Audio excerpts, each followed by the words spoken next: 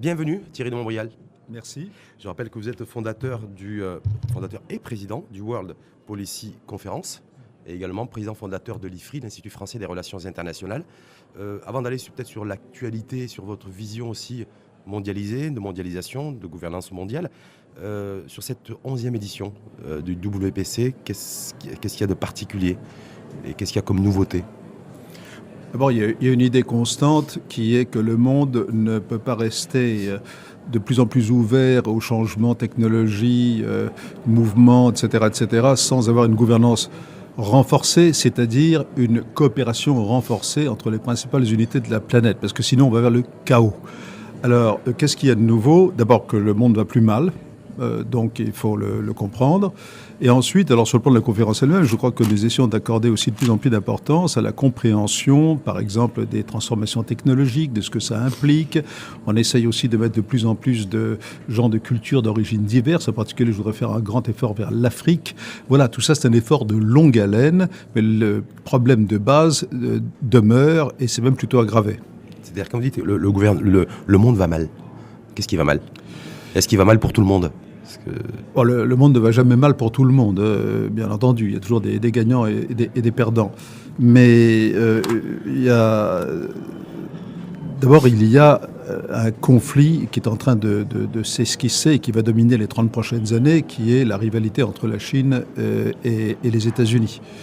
Et ceci va transformer l'ensemble des relations internationales. C'est-à-dire les rapports de force entre pays, entre territoires, entre nations. C'est-à-dire que c'est une lutte quasiment classique de rapports de puissance. On pensait que la puissance avait disparu, c'était absurde, des rapports de puissance, et que tout le reste se passe un petit peu à l'ombre de cette rivalité qui va durer 30 ans. Je dis pourquoi 30 ans d'ailleurs ? À l'horizon 2039, 2040, non, 30 ans. À partir de maintenant ? C'est 2049. 2049. Oui, pourquoi 2049 ? Oui. Parce que 2049, c'est le centenaire de la victoire de Mao Tse-tung. Oui. Et c'est l'objectif qu'ils ont, eux, c'est l'échéance. Et l'échéancier pour devenir la première puissance mondiale. Bon, ça, c'est un point tout à fait important. Mais si vous voulez mentionner même un événement, une transformation par rapport à l'an dernier ou par rapport à il y a 2 ans, qui, à plus court terme, mais avec des conséquences à long terme, est très marquant, c'est que, en partie à cause de Trump, d'ailleurs, les relations internationales se font de plus en plus sous la forme d'invectives, d'insultes. Quand on commence à se comporter de la sorte, la première puissance mondiale, cela a des effets sur toutes les autres. Par imitation, c'est-à-dire si le vous voulez. De toute puissance. C'est-à-dire, on insulte, on insulte les autres, on les agresse, on les provoque, on les méprise. On les provoque, on se met constamment dans un rapport de force. Et si tout le monde commence à se comporter comme ça, à ce moment-là, on risque de précipiter le chaos. Et l'affaire des colis piégés aussi aux États-Unis, parce que c'est l'actualité aussi, c'est quoi ? Est-ce que c'est des dégâts collatéraux, une conséquence collatérale de l'attitude de Donald Trump ? C'est pas d'ailleurs la première fois, puisqu'on avait eu aussi des poisons, rappelez-vous, il y a quelques années, etc. De poudre blanche.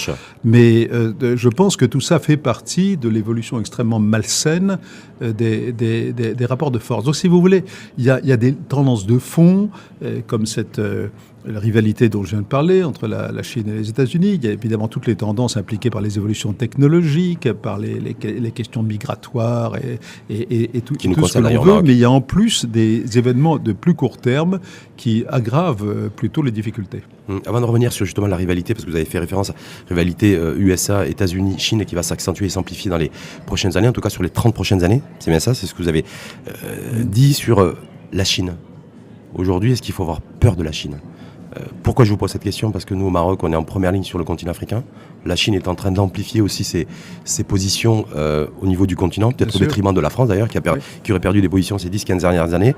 Donc voilà, est-ce qu'il faut y voir aussi quelque chose de malsain, de négatif pour le continent africain, cette présence amplifiée de la Chine ? Tout d'abord, vous avez dit, faut-il avoir peur de la Chine ? Moi, je crois qu'il faut avoir peur de rien du tout. Parce que la peur, c'est toujours un sentiment négatif. En revanche, il faut être conscient de ce qui se passe. Or, l'Afrique, dont le Maroc fait partie, et le Maroc fait des efforts ces dernières années particulièrement extrêmement remarquables, d'ailleurs pour reprendre sa place entière sur le continent africain. Mais l'Afrique est un enjeu pour toutes les puissances extérieures. Pourquoi ? Parce qu'elle a des ressources potentielles considérables en particulier d'ailleurs dans le domaine alimentaire, dans le domaine agricole, mais dans d'autres domaines, mais qu'elle n'est pas encore très structurée. Elle a encore de nombreux problèmes de gouvernance ou autres, de gouvernance intérieure, je veux dire, ou autre. Et donc, toutes les puissances extérieures cherchent à la pénétrer. Et moi, je vois un véritable risque pour l'Afrique à long terme d'une sorte de colonisation, si vous voulez. Pas la colonisation à la mode 19e siècle, mais une nouvelle forme de colonisation. Par la Chine et, essentiellement. Pas seulement par la Chine. Par la France, mais, par les États-Unis, la Chine est évidemment l'acteur qui attire le plus l'attention, mais ce que l'appelle colonisation, c'est par des puissances extérieures qui n'ont en réalité qu'un seul but, qui est de s'approprier, dans les meilleures conditions possibles, de mettre la main sur les ressources de l'Afrique et de profiter aussi d'exploiter les faiblesses d'un certain nombre. C'est toujours passé aussi de par l'histoire pour le continent africain. Toujours passé de par les autres. Donc c'est un retour de l'histoire. Voilà. C'est un retour de l'histoire, mais c'est plutôt le fait que le continent africain, malgré ses progrès considérables ces dernières années, n'a pas encore atteint un stade politique, si vous voulez, qui lui permet de résister contre ces... Et de développement économique, en fait. Mais développement économique, mais aussi de développement politique. Parce que résister contre ce genre d'agression, ça suppose aussi une organisation politique suffisante. Alors, vous avez mentionné la France. Moi, je ne voudrais pas singulariser la France, mais je crois que, plus généralement, la construction européenne, si, comme je l'espère ardemment, elle se poursuit, est un facteur de contrepoids, si vous voulez, face à ce monde extérieur assez agressif, parce que l'Europe est devenue quand même une force de paix, fondamentalement. C'est-à-dire que je crois que l'Europe s'est construite, et j'espère continuera de se construire, comme une force qui n'est pas une force impérialiste. Oui, justement, Thierry Mouriel, juste sur la Chine, on va aller ensuite sur l'Europe et les relations avec le continent, mais sur l'incluant toujours le Maroc. La Chine aujourd'hui profite, entre guillemets, de quelle principale vulnérabilité du continent africain, des pays africains. Le fait, vous avez dit, les institutions politiques ne sont pas suffisamment fortes, un développement politique, un développement économique aussi, ce qui fait que la majorité des pays africains sollicitent essentiellement la Chine au travers de prêts, d'emprunts, d'argent. Parce que j'ai vu que vous avez fait une déclaration il n'y a pas très longtemps dans les Échos, je crois en France, ou le Figaro, où vous dites attention, haro, attention, danger envers le surendettement du continent africain. Alors, c'est en effet un point majeur, puisque la politique de la Chine, en tout cas pour l'instant, parce que pour l'instant, elle dispose aussi de ressources financières considérables, ça consiste à à profiter des vulnérabilités des pays africains qui ont besoin de ressources et pour financer les infrastructures, pour financer toutes sortes de choses, infrastructures ou les palais présidentiels d'ailleurs, et elle le fait dans elle n'est pas trop regardante sur les conditions politiques de gouvernance dans les différents pays où ça se passe, donc c'est assez facile, c'est la tentation si vous voulez. Mais à terme, effectivement, cela va mettre les pays en question dans des situations de dépendance vis-à-vis de la Chine qui risque de devenir extrêmement dangereuse. Bon. Et puis, par ailleurs, quand vous achetez des milliers, des dizaines de milliers d'hectares de terres arables, etc., bon, c'est une forme de colonisation. Moi, oui, mais en même temps, ça permet à ces territoires-là de se développer, à des populations peut-être de s'élever aussi socialement. Je ne dis pas le contraire, mais je pense que, comme toujours, n'est-ce pas, les questions ne sont pas blanches ou noires, c'est pas si tranché que ça, mais je crois qu'il faut avoir une véritable réflexion, parce que les difficultés, en général, on ne les sent pas à court terme, on les sent à plus long terme. Voilà. Donc, tout le problème, d'ailleurs, de ce monde extrêmement changeant, c'est de bien comprendre le court terme, ce qui se passe maintenant, mais d'essayer de mieux anticiper les conséquences, en particulier négatives, sur le long terme, pour savoir ce qu'il faut faire pour les réduire. Sachant aussi, d'ailleurs, c'est de vous, ça, c'est un phrasé que je vais reprendre, en sachant aussi qu'il faut toujours inclure le passé qui est toujours qui est toujours présent. Alors ça, c'est une autre caractéristique du monde actuel. Moi, je prends l'image, n'est-ce pas, de deux plaques tectoniques. Vous avez la plaque du futur, avec des bouleversements qui n'ont jamais été aussi grands dans l'histoire de l'humanité. On a l'impression de vivre un peu dans la science-fiction. Mais en même temps, vous avez la plaque du passé, où on voit que les comportements, y compris les plus barbares, les plus anciens de l'humanité, qui ressurgissent. Et donc, cette rencontre des deux plaques du futur et du passé, ce qui est le présent, ça se passe d'une manière assez douloureuse. Et donc, ce monde barbare, c'est aussi... Est-ce que j'ai vu aussi dans une de vos déclarations que, quelque part, c'était normalisé, qu'il y avait une croyance basée un petit peu sur forme de naïveté, qui faisait que les populations avaient complètement normalisé aujourd'hui des formes de barbarie et le fait de vivre dans un monde violent. D'abord, je à crois cause que du développement technologique oui. et voilà, qui avait banalisé un petit peu tout ça. Je crois d'abord que l'homme, c'est l'homme.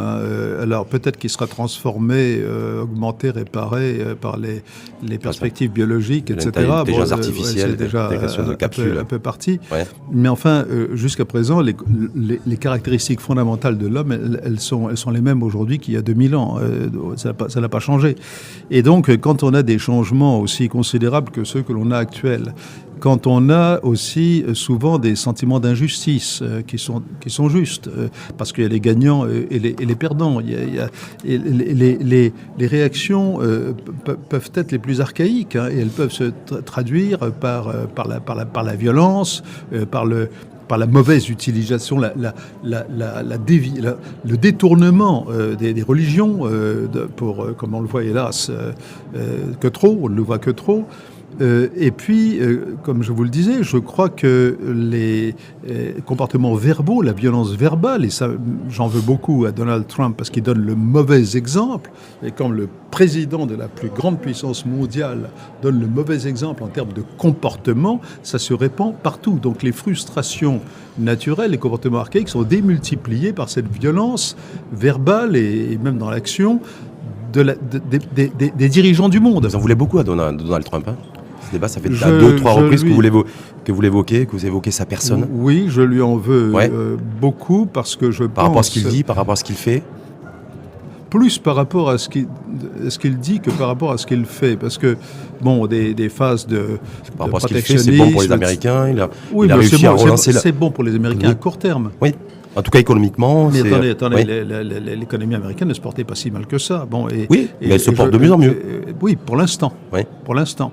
Mais l'une des choses, par exemple, que je souligne, c'est que l'utilisation systématique maintenant de l'économie comme une arme, y compris vis-à-vis des alliés, par exemple dans l'affaire iranienne, cela aura des conséquences négatives pour les États-Unis sur le long terme, parce que maintenant, que ce soit la Chine et même l'Europe et d'autres, on va tout faire pour essayer de s'affranchir de la dépendance politique vis-à-vis du dollar. Et ça, c'est pas Trump qui en subira les conséquences, ce sont ses successeurs. Justement là-dessus, je crois savoir, Thierry de Montbrial, que le 4-5 novembre prochain, c'est-à-dire dans une dizaine de jours, il y a les sanctions américaines à l'égard de l'Iran qui vont être appliquées.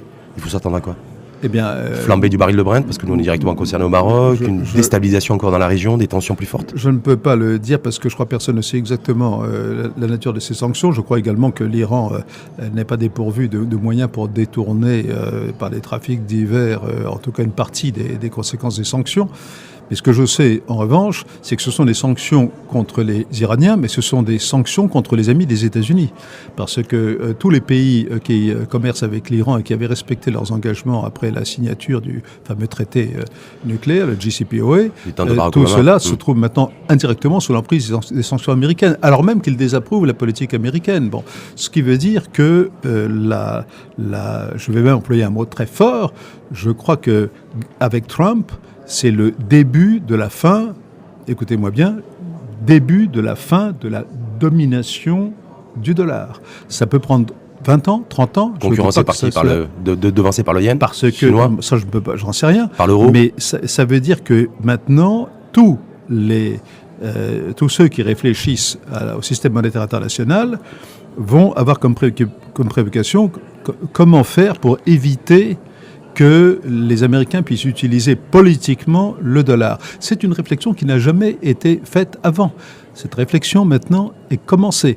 Et je dis bien... Grâce et à cause de Donald Trump, c'est ce que vous voulez dire ? Et de sa forme de gouvernance, d'une politique qui avait, à vrai dire, déjà commencé un petit peu avant Donald Trump, consistant à utiliser l'économie comme arme politique.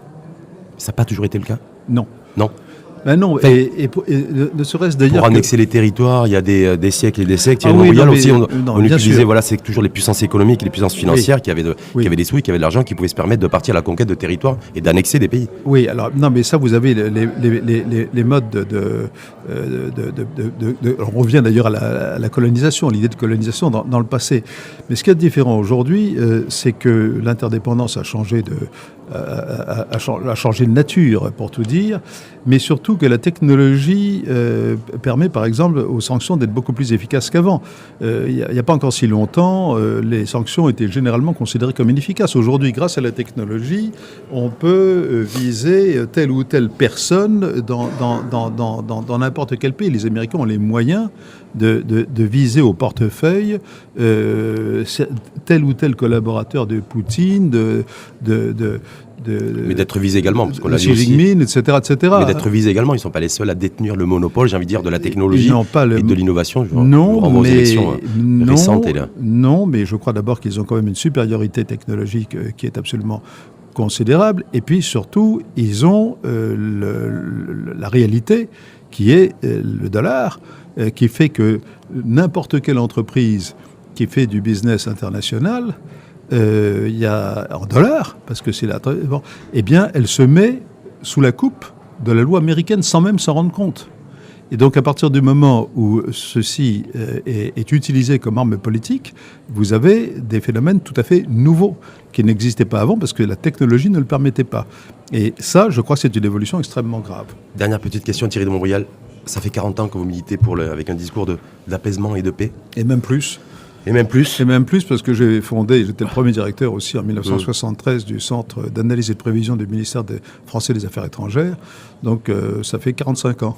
Oui, donc vous appelez aussi un nouvel ordre mondial, une nouvelle forme de gouvernance mondiale aussi. Et j'ai envie de vous dire, est-ce que vous considérez qu'aujourd'hui il y a des nouvelles formes de guerre aussi que se mènent les États ou guerre monétaire sur les marchés financiers, guerre de la monnaie, guerre économique, voilà. Guerre technologique aussi. Il y a deux choses. Il y a des phénomènes de puissance objective, ce dont on parlait avec les États-Unis, la Chine, etc.